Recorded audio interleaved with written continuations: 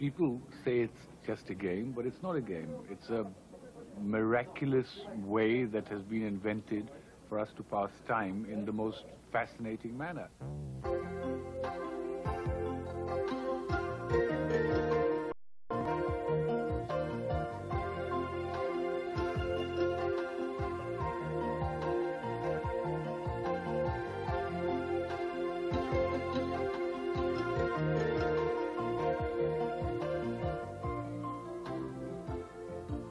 The game that Zia Mahmood is talking about is bridge, played by tens of millions of people all over the world. 32 of the best of them have come to the White House Hotel in London for a tournament that is one of the high points on the international circuit, the Macallan Malt Whisky International Pairs Tournament. Last year's winners, Gaylor Castle and Bobby Levin from the United States, are here to defend their title.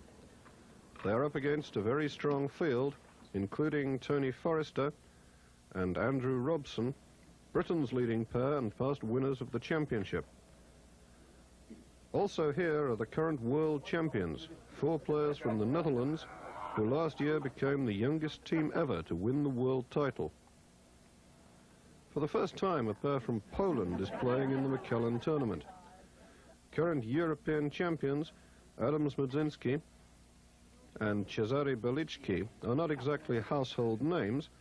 Indeed, their names are so difficult that they are known as B and Z for simplicity, but they are considered by those who know to be among the firm favourites for the championship.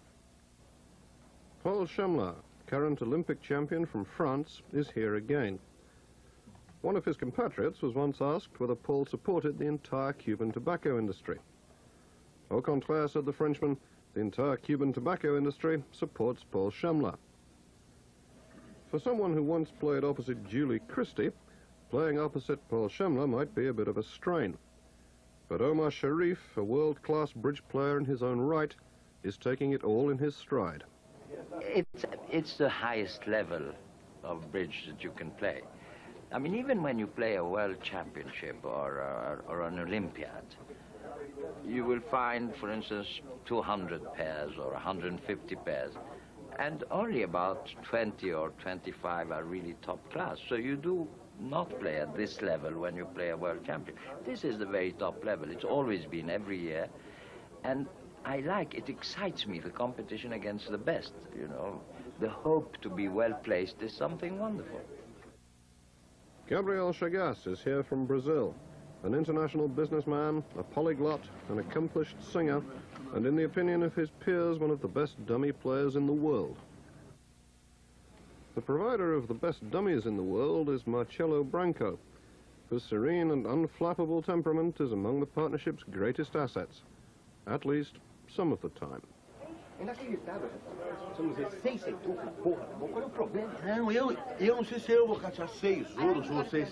#1 bridge player on the world ranking list is Bob Hammond, here forming a new partnership with Zia Mahmood of Pakistan. But perhaps at the moment, Zia would rather be playing with Attila the Hun. If you don't take up bridge, and you're inclined toward competitive sports, you're depriving yourself of one of the greatest competitive sports you can possibly design. As a competitive sport, it has really no peer.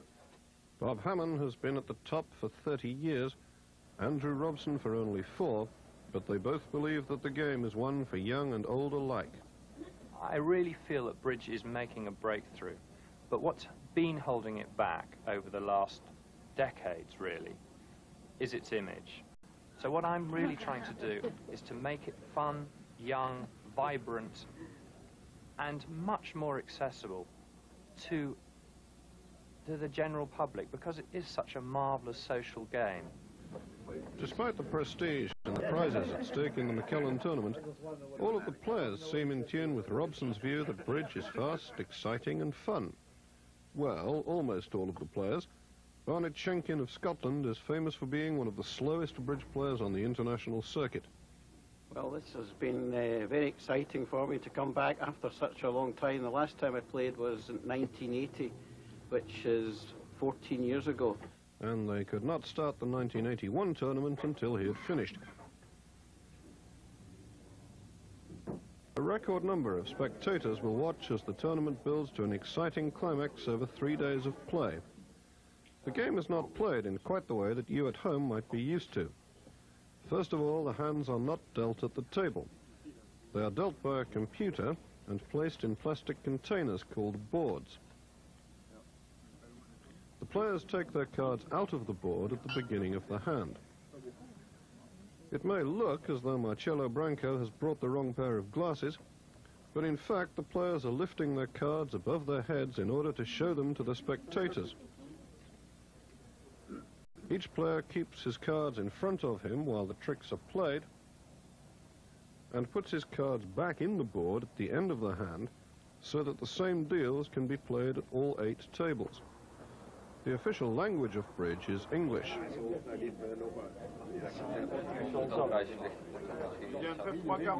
But as you can tell, that is not the native language of all the players here. That is why the players do not speak their bids, but use instead a box of bidding cards with the calls that they wish to make marked on them. Another advantage of this is that the spectators can see what the final contract is, since the bidding card denoting the contract is left in the center of the table during the play. Also, if you are playing at Barnett's table, it helps to have something to remind you of what the contract is supposed to be, since it was probably reached half an hour ago. Each of the 16 pairs will play 9 hands of bridge against every other pair, so the tournament will last for 15 rounds. At the end of each round, the scores are calculated by computer and displayed on scoreboards all around the hotel. 251. It's fantastic to see all these great players and all at one time, marvellous players. Guys like Zia Mahmoud and Hammond, I believe, has won more tournaments than anybody in the world. And, you know, the old greats like Belladonna, the Italians, you know, read about them in the 60s, and it's just fantastic to see them out there live. Oh, I love it. I'm a very enthusiastic amateur.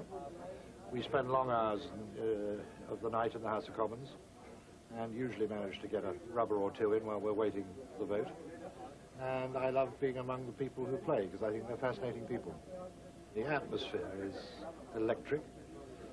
1 or 2 bids and plays I simply haven't understood. I've seen an international player revoke. And I dare say he's seen you park a car. But what would you think of an international pair who bid a grand slam missing the ace of trumps? This is the sad fate which befalls the Americans Levin and Castle in the very first round of the tournament. It happens like this. Omar Sharif sits north, Paul Shamla sits south, Bobby Levin is west, and Gaylord Castle is east. Shamla, south, passes, and Bobby Levin opens the west hand with a bid of 1 spade.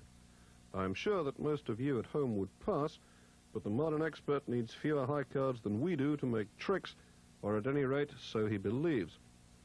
Sharif, north, passes, and Gaylord Castle as east bids 2 clubs.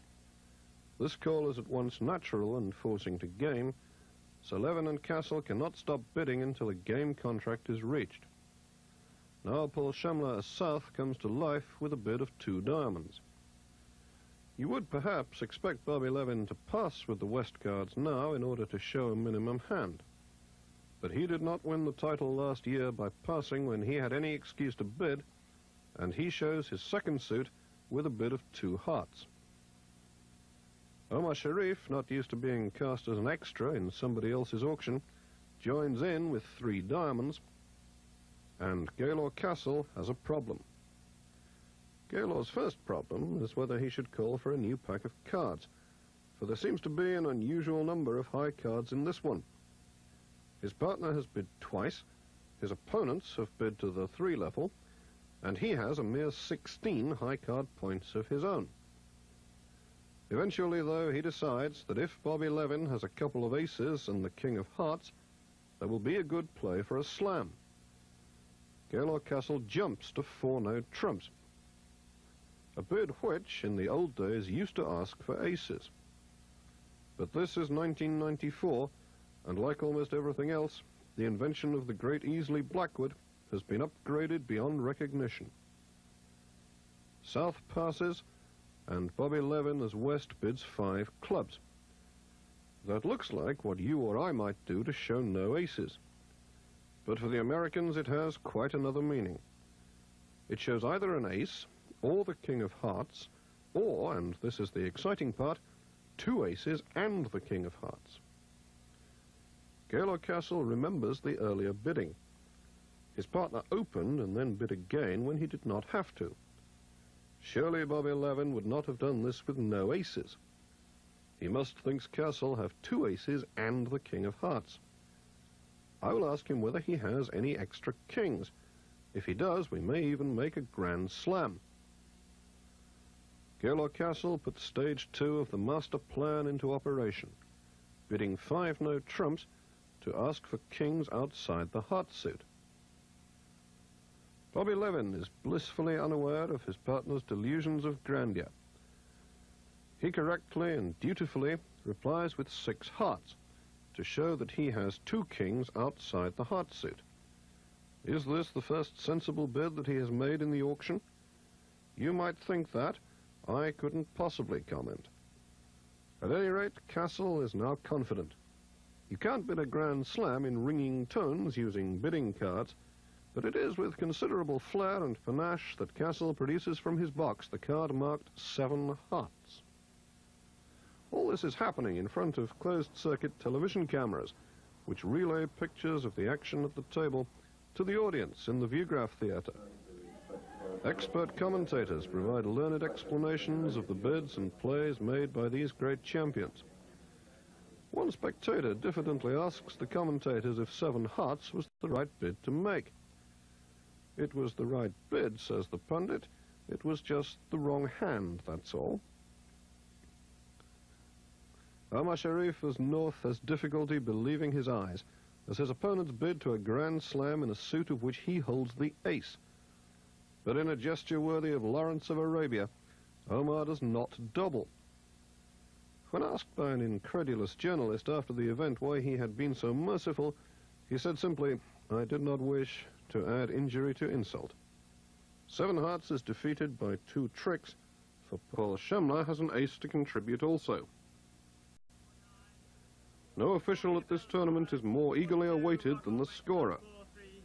When he posts the results for each round, he scarcely has time to get out of the way before being trampled to death by the players, fighting to see how well or badly they have fared.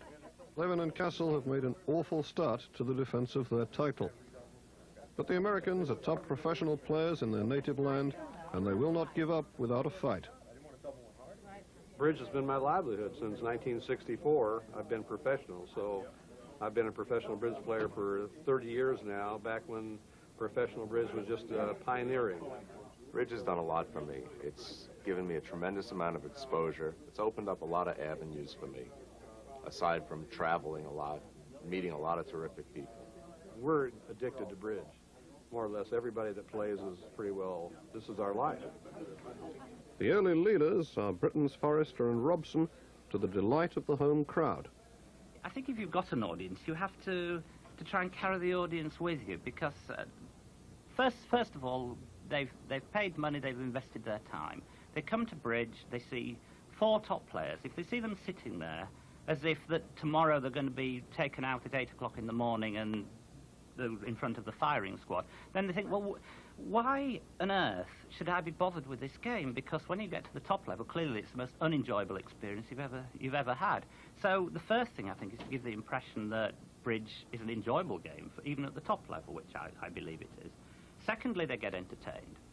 And thirdly, if you do those 2 things, and you have the crowd with you, and therefore there's a certain momentum and a certain ambience and aura at the table, and you can dominate a bridge table.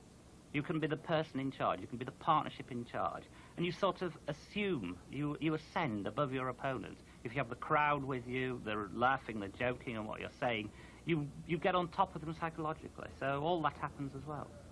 This is one of the deals that have taken them to the top of the field, played against Bob Hammond and Zia Mahmood. It illustrates Tony Forrester's great foresight in planning the play of a very difficult game contract. Tony Forrester is declarer in the East seat in a contract of 4 spades. Bob Hammond sits north and Zia Mahmood sits south, so Tony is up against two of the best defenders in the world of bridge. Zia Mahmood leads the 8 of clubs, which Tony Forrester wins with dummy's ace, as Bob Hammond signals violently with the king, a card which lets Zia know that for once he has found a good lead. Tony embarks on the trump suit. The 5 is led from dummy, Hammond plays low, Forrester finesses the 8, and Zia wins with the king. Zia, south, persists with clubs, and the danger for de Clara is now that he might run out of trumps before he can set up enough tricks for his contract. Tony must hope that the trump suit is equally divided among his opponents. He trumps the second round of clubs and leads the ace of spades, discarding a club from the dummy. The queen of spades does not drop, so Tony plays the jack of spades from the east hand. Zia follows suit, and Forrester must decide what to discard from the dummy hand. What would be your choice in Tony's position? Remember, unlike you at home, he cannot see the north and south cards. It looks natural to retain all of dummy's diamonds. After all, once the queen of diamonds has been played, the long diamonds in dummy will be winning cards. But Forrester can foresee a problem ahead if he throws a heart to keep the diamonds. Let us follow the play on the assumption that a heart is discarded. Hammond will win the king of spades and return a heart, which Forrester will have to allow to run to Zia's king. Now the Pakistani defender will revert to clubs, and after trumping the club, Forrester must lose no diamond trick if he is to make his game contract. You and I can see that he can easily do this by cashing dummy's ace and king.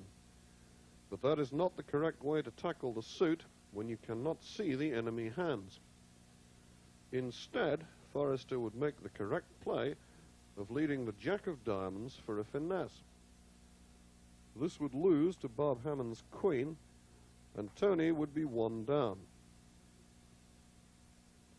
Let us go back to the point at which Tony Forrester was contemplating his discard from dummy on the jack of spades. We have seen what will happen if he makes the natural-looking choice of a heart, but Tony Forrester also sees the trap ahead. He discards one of dummy's potential diamond winners instead. Now it is pointless for Hammond to play hearts, because this will set up 3 tricks in the suit for Forrester once Zia's king of hearts is played.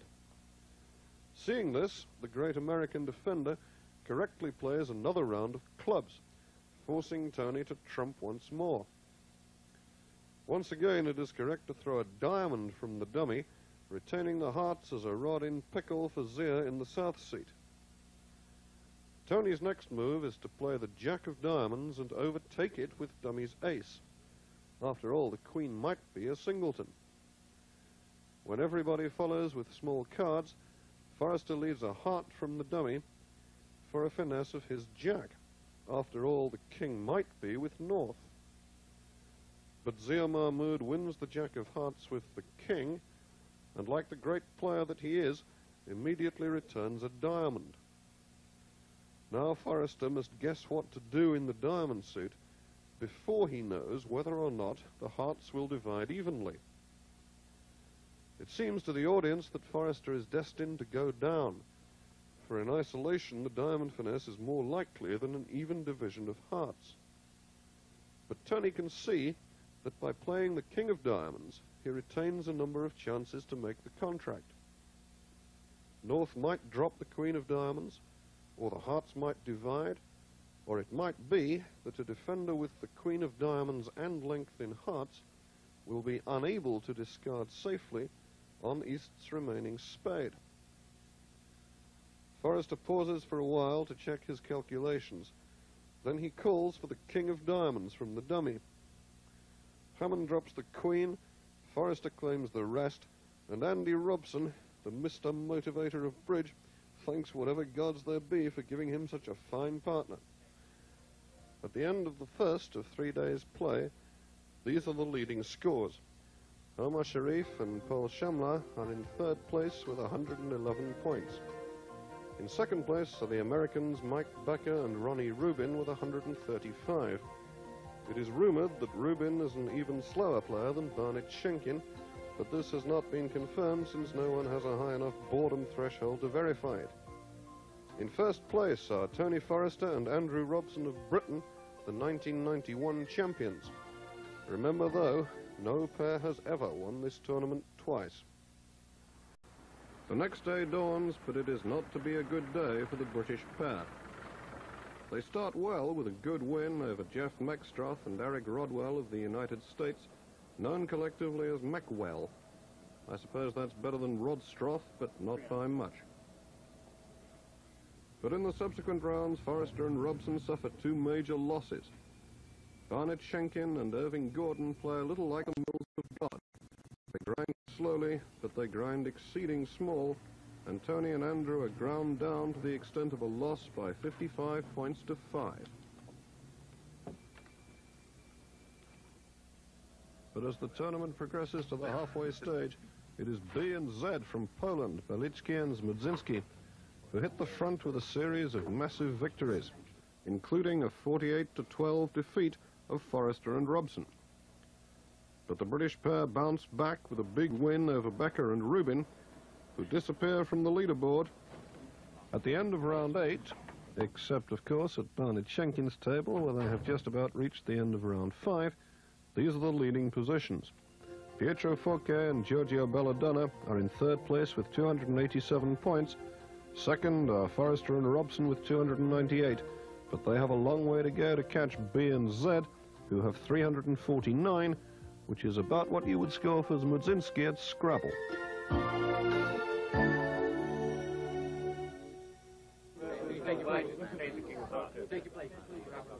As the players return for the second half of the Macallan Malt Whisky International Pairs Tournament, the Polish pair Cezary Beliczki and Adam Zmudzinski have a solid but far from unassailable lead. Unlike the game in America, where the top professionals can earn many thousands of dollars in a year of tournament play, the Polish players find it hard to compete in foreign tournaments. I think people haven't money, and even Polish Bridge Federation now count only 10 or 12,000 people. 5 years ago it was 20,000. Bridge is a game for rich people, not for poor people.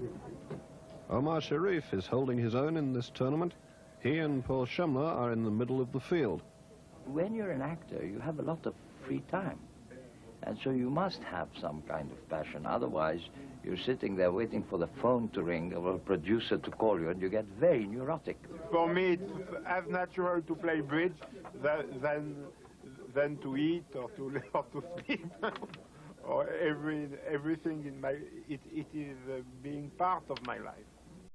I don't know even if I like it or not. If bridge for Paul Shamla is as natural as eating, that certainly explains why he is such a fine player. Zia Mahmood has some advice for young players seeking to improve their game. A lot of sex before the game. But judging by his performance in this tournament, he has not been taking his own advice, or perhaps he's simply been taking too much of it. The reason that the Poles are doing so well can be seen from the deal we are about to look at. First of all, let us take a look at events when Robert Sheehan of England and Munir Ataullah, formerly of Pakistan but now a British citizen, opposed the youngest player in the field, Geir Helgemo from Norway. Sheehan became declarer in a contract of 4 hearts from the east seat after Geir Helgemo, sitting south, had made a bid in spades during the auction. The opening lead was the Jack of Spades, which Sheehan won in the east hand with the ace. He laid down the ace of hearts and was painfully surprised to see south discard a club. Suddenly a contract which had looked straightforward was going to be very difficult to make. Sheehan's first move was to establish a discard for the losing spade in the west hand. He led a club taken by Helgemo with the ace. The young Norwegian played a second spade to the 4, queen and king, and Sheehan played the king of clubs, discarding dummy's 5 of spades. Now Robert Sheehan cashed the king of hearts. South discarded again, and Munir Ata-Ullah automatically played the 4 from dummy. He was told in no uncertain terms by Sheehan to put it back and play the 7 instead. Sheehan had seen that it would be vital to retain the 4 of hearts for later in the play. Sheehan led his last spade, the 3, and trumped it with the 9 of hearts. Munir was still not being permitted to play that 4. Tor Helnes in the north seat, over-trumped with his queen of hearts, then looked around for something clever to do. It would not be clever to play a diamond, for if you look at all the possible ways in which the diamond suit can be played, you will see that if the defenders start by leading a card from the north seat, Declarer will lose only 1 trick in the suit. Well, if you cannot play a diamond, and you do not have a heart or a spade, there is not much you can do except what Tor Helnes did. He played a club. Robert Sheehan threw a diamond from his hand, South followed suit, and Sheehan trumped carefully with dummy's jack of hearts. You may now, he said to his partner, play any heart you like from dummy. Munir played the 4 of hearts, Sheehan overtook it with the 5, and led the jack of diamonds from the east hand. South played low, but so did dummy, and Helnes could only win the trick with the ace and concede the rest to Declarer. 4 hearts bid and made. After a performance like that, surely Sheehan and Munir would be challenging for the lead in the tournament. In fact, they were challenging for last place. That gives you some idea of the standard of this McKellen tournament. If the bottom-placed pair can play like that, what must it be like at the top? At another table, Cesare Belicki holds the north cards against Gabriel Chagas and Marcelo Branco of Brazil. Adam Mudzinski in the south seat also leads a spade against Branco's contract of 4 hearts, and the play follows exactly the same course as at Robert Sheehan's table for the first few tricks.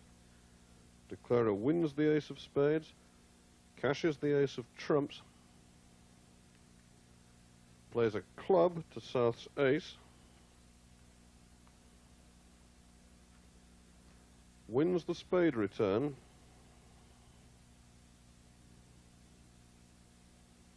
plays the king of clubs for a spade discard from the dummy, cashes the king of hearts,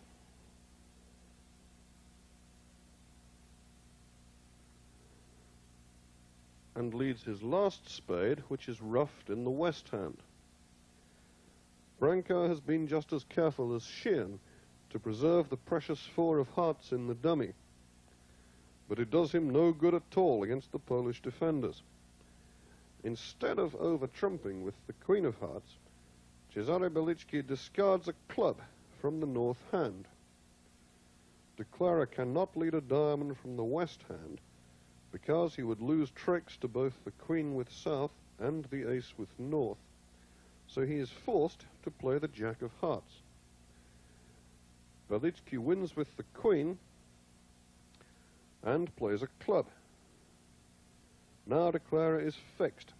He cannot ruff with dummy's last trump, since he would be forced to lead a diamond away from the king in the west hand. So he must trump in his own hand and discard a diamond from the dummy. But now, when he plays a diamond from his hand and inserts the 10 from dummy, Cesare Belicki triumphantly lets this win the trick. Declarer can return to hand with the 4 of hearts to his own 6,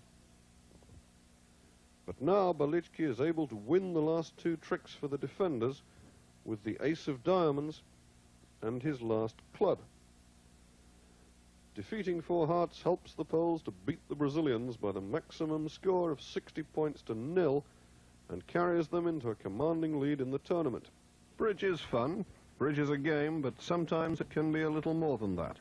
We played in America in a big tournament, and I partnered a Hindu, and Muslims and Hindus, especially Pakistanis and Indians, who it was traditionally meant to be, enmity with each other, but we got on very well. And we had a black Christian and a white Jew playing in the other room.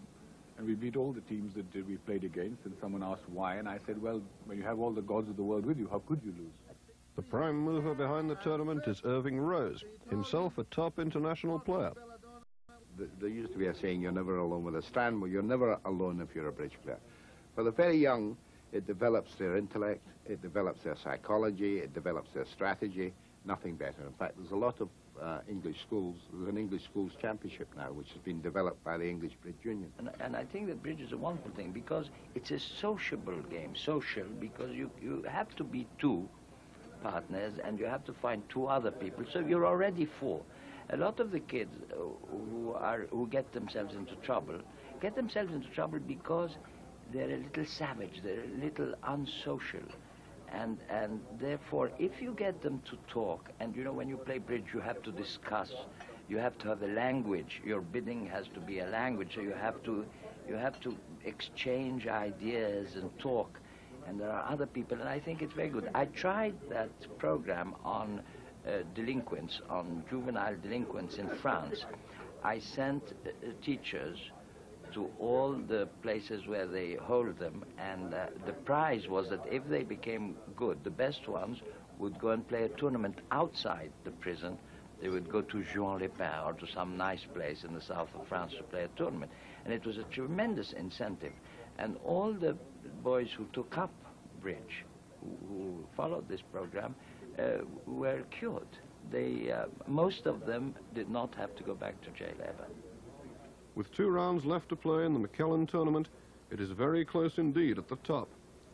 Levin and Castle of the United States have come from nowhere to second place. It would be astonishing indeed could they win the title twice in a row.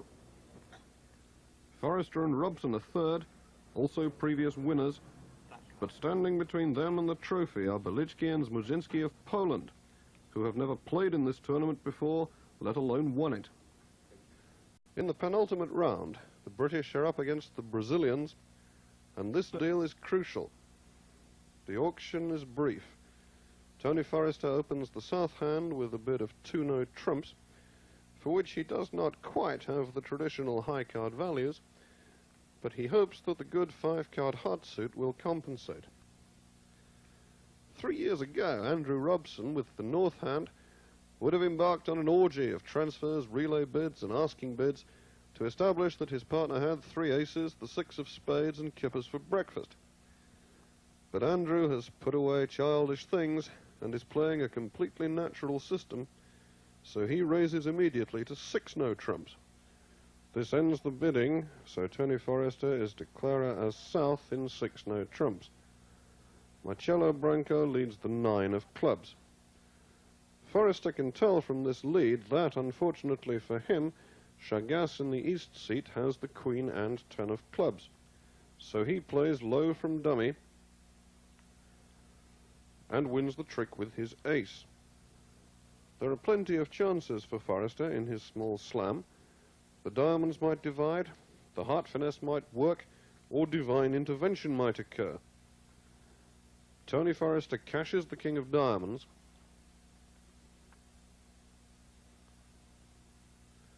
then leads another diamond to dummy's ace. He tries the queen of hearts from dummy, but Chagas plays low and Branco takes the trick with the king. Innocently enough, Branco continues with the 8 of clubs, but in fact it were better for him that a millstone were hanged around his neck and that he be cast into the depths of the sea.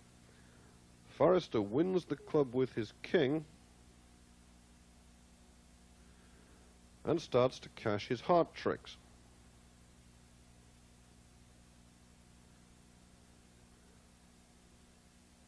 Branco can follow to 3 rounds of hearts.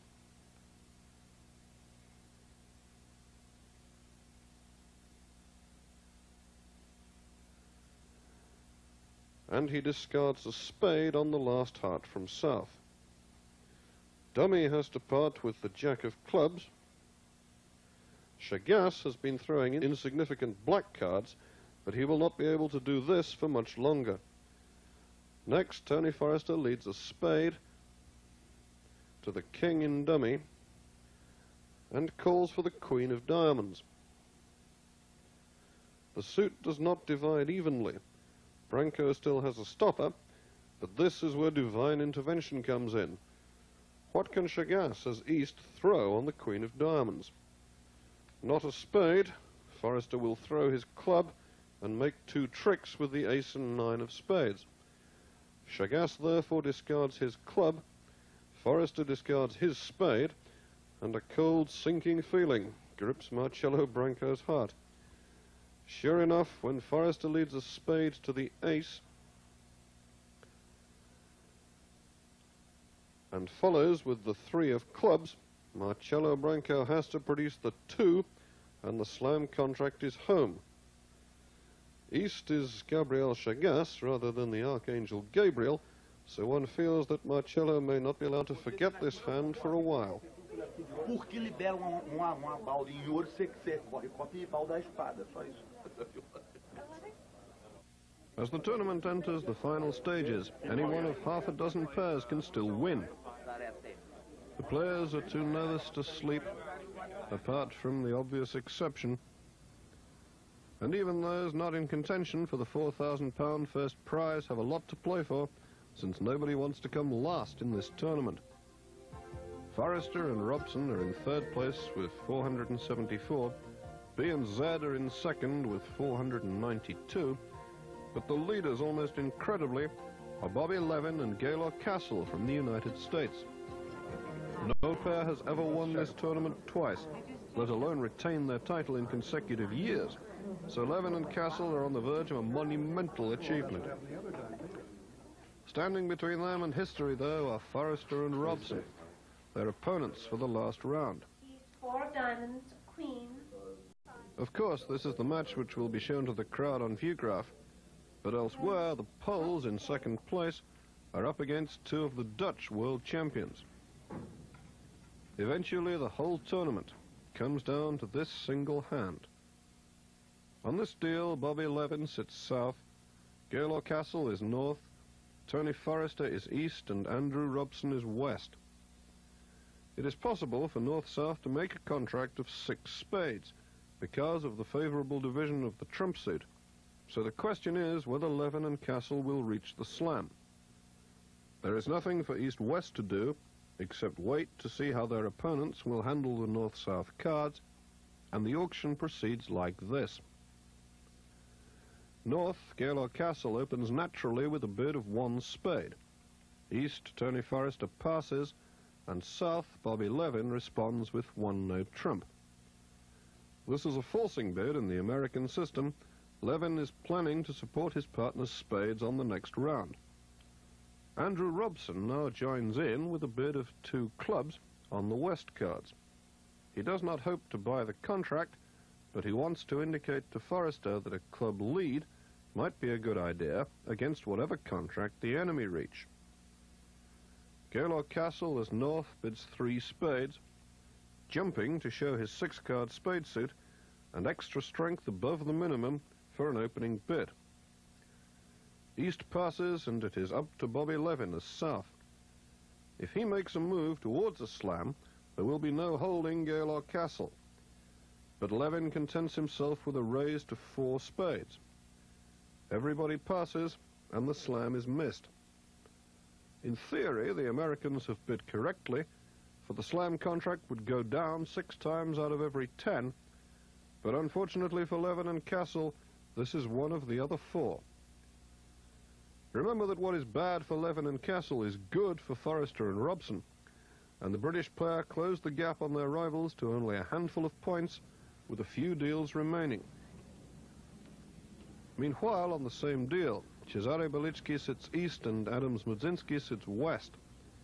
Their opponents are Wobo de Boer sitting north and Barker Muller sitting south. If the 2 Dutch world champions can bid and make 6 spades, It will be a mortal blow to the chances of the Poles, who can only sit and watch as the auction unfolds. Again, North opens with 1 spade, East passes, and Balkamula as South bids 2 diamonds. Adams-Mudzinski West does not join in at the level of 3, and Webber de Boer decides that if there is a slam available, it is likely to be in diamonds, his partner's suit. He makes a conventional bid of 4 clubs, to show singleton in that suit and support for diamonds. The Dutch are on their way to the wrong contract now. South bids 4 hearts, a Q bid to show the ace, and North bids 4 spades. This is also a Q bid, showing the ace of spades rather than extra length in the suit.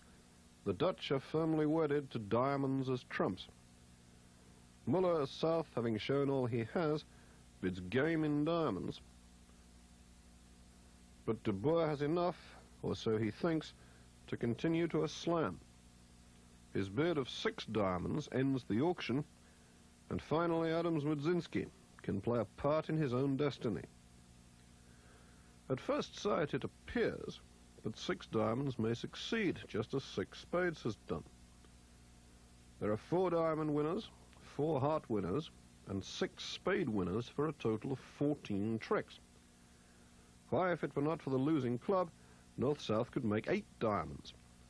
But in fact, the diamond slam suffers from a fatal flaw, which Adams-Mudzinski is quick to exploit. The Polish champion leads the ace of clubs, to which everybody is obliged to follow suit. Seeing that the only chance for the defense lies in taking a trick in the trump suit, Mudzinski continues with the king of clubs. Balkamula is forced to trump this with one of Dummy's high diamonds. There is still hope for the young Dutchman. He plays Dummy's ace of diamonds, to which all follow, then the queen of diamonds. Everybody continues to follow suit, and Muller is still alive. He plays a small heart from Dummy to the ace in his hand, and with trembling fingers lays down the king of diamonds. But West does not follow suit, and with heavy heart the Dutch declarer sees that he must lose an eventual trump trick to the lowly 9 in the east hand. The Poles gain a huge score on the deal, and all that remains is to congratulate the new Macallan champions. And now, ladies and gentlemen, the winners from Poland, Paliki and Smudzinski.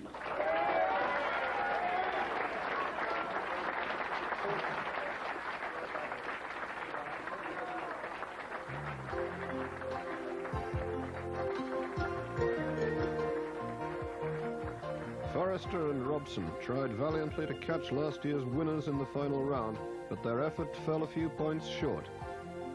Levin and Castle gave it all they could, but the unprecedented double victory proved just too high a mountain. Cezary Belichki and Adams-Mudzinski are the new Macallan champions. What are their plans now? Now we are going back to Poland. And they will be taking a lot of money back to Poland with them. Enough for Zed to buy a comb at any rate. As the spectators and the players leave the Macallan tournament for another year, a lonely figure still paces the corridors of the White House Hotel. Who is it? Of course, it is Barnett Schenkin, still thinking.